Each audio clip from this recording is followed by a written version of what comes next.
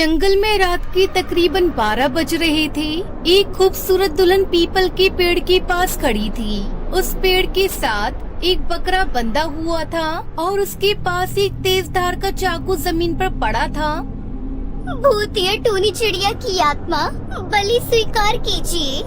तभी खौफनाक हंसी की आवाज हवाओं में गूंजने लगी। कहाँ है मेरा शिकार? बलि दो, मुझे बलि चाहिए, नहीं तो तुम्हारा होने वाला पहला बच्चा मेरा शिकार होगा। उसने चाकू जमीन से उठाया और बकरे की तरफ बढ़ाया। उसने बकरे की सर एक ही झटके में उसके धड़ से अलग होकर जमीन पर गिर पड़ा। तुम्हारी बलि स्वीकार हुई। ये कहकर उसने बकरे की धड़ को उठाया और वहाँ से उड़ चली। एक रात टुनटुनी अपने कमरे में बैठी थी तो उसको बहुत ही भयानक आवाज आई।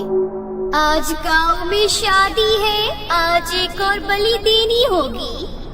ये सुनकर वो भागकर बालकनी में गई। तभी उसने देखा कि पक्षी दुल्हन बनी हुई हाथ में चाकू लिए जंगल की तरफ जा रही थी। टुनटुनी तेजी से दौड़ती हुई अपनी सास सुंदरी कौवी के पास गई।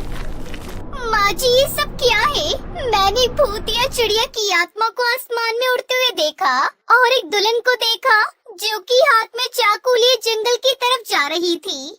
बेटा, हमारे गांव में एक श्राप है। तुमने जिस भयानक भूतिया टूनी चिड़िया की आत्मा को उड़ते हुए देखा, बहुत सालों पहले यहाँ भूतिया टूनी चिड़िया की आत्मा का खौफ फैलना शुरू हुआ था। पहली बार भी इसी तरह आसमान में उड़ती हुई नजर आई थी। कुछ दिन उसने किसी पर कोई हमला नहीं किया, लेकिन फिर भी उसकी भयानक आवाज सुनकर सभी के दिल में खौफ पैदा होता जा रहा था। फिर एक रात गांव में भूतिया टूनी चिड़िया की आत्मा आकर सबके सर पर मंडराने लगी और बोली, आज से मैं बलि लेना शुरू करूंगी। गांव में जब भी कोई शादी होगी, उसी रात दुल्हन के हाथों पीपल के पेड़ के पास एक जानवर की बलि दी जाएगी। अगर ऐसा नहीं किया तो उस दुल्हन का पैदा होने वाला पहला बच्चा मेरा शिकार होगा।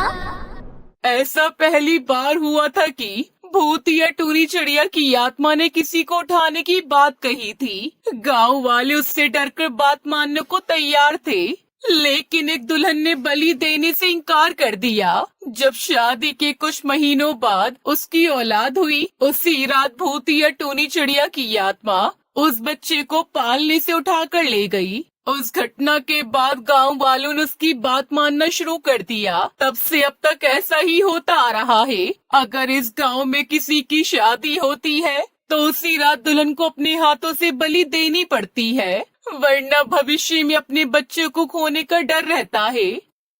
क्या आप लोग उससे छुटकारा पाने के लिए किसी तांत्रिक से मदद नहीं ली? गांव में एक ही तांत्रिक था, जिगर बाबा। जब बात उन तक पहुंची तो उन्होंने अमावस्या की रात को भूतिया टूनी चिड़िया की आत्मा को खत्म करने की विधि का मुहूर्त रखा। लेकिन अमावस्या की एक दिन पहले ही बाबा अपनी गुफा में मरे हुए पाए गए। तब से हम लोग इस रस्म को निभाते हैं। ये सुनकर टुनटुनी मन में सोचने लगती है, उस तांत्रिक की गुफा में कुछ हो सकता है। उस भूतिया टूनी चिड़िया की आत्मा से छुटकारा पाने का कोई राज छुपा हो, लेकिन ये लोग मुझे अकेला वहाँ जाने नहीं देंगे। रात को सबके सो जाने के बाद टुनटुनी बिना किसी को बताए चुपके से गुफा में पहुंच गई। वहाँ उसको तांत्रिक के पुराने सामान के साथ एक किताब दिखाई दी। वो उस किताब को खोलकर वहीं पढ़ने बैठ गई। अच्छा, तो ये वजह है कि भूतिया टूनी चिड़िया की आत्मा बच्चों को उठाने का नाम लेकर गांव वालों से बलि लेती है। ये कहकर वो अपने घर चली गई। फिर कुछ दिनों बाद एक रात उसने भूतिया टूनी चिड़िया की आत्मा का पीछा किया। वो अपनी गुफा में गई, जहाँ एक चिड़ा बच्चा जंजीरों में कैद था। उसने टुनटुनी को देखकर कहा, आंटी मुझे बचा लो, आंटी मुझे यहाँ से ले चलो। बेटा, अगर तुम यहाँ से निकलना चाहते हो तो अभी इस चाकू से भूतिया चिड़िया की आत्मा को खत्म कर दो। ये चूसा मुझे खत्म करेगा? कैसा मजाक करती है। चाहूँ तो मैं अभी तुम दोनों को खत्म कर सकती हूँ, पर पहले तू मुझे बता, तू यहाँ कैसे आई? बेटा अगर ये तुम्हें खत्म कर सकती तो अभी तक तुम्हें जिंदा क्यों रखती? मैं इसकी मौत का राज पढ़कर आ रही हूँ। अभी ये किसी को मार नहीं सकती।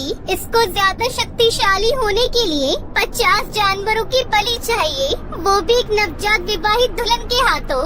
लेकिन कोई भी दुल्हन इसको बलि क्यों देगी?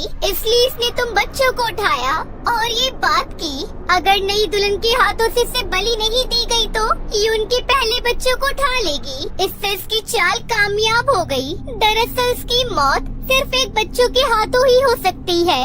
अब इस गांव का भविष्य तुम्हारे हाथ में ही है बेटा। उसकी बात सुनकर गोलू चूड़ा चाकू लेकर आगे बढ़ने लगा। ए बच्चे दूर हो जा, मुझसे तुम दूर रहो वरना खत्म कर दूंगी तुझे अभी के अभी, समझा या नहीं? लेकिन गोलू चूड़ा डरा नहीं और चाकू भूतिया टूनी चिड़िया की आत्मा के पेट में घोंप दिया, जिसकी वजह से वो जलकर राख हो गई। ये तूने क्या किया? मैं तुझे छोड़ूंगी नहीं, मार दूंगी। ये कहकर वो जलकर राख हो गई। फिर सब पक्षी खुशी खुशी रहने लगते हैं।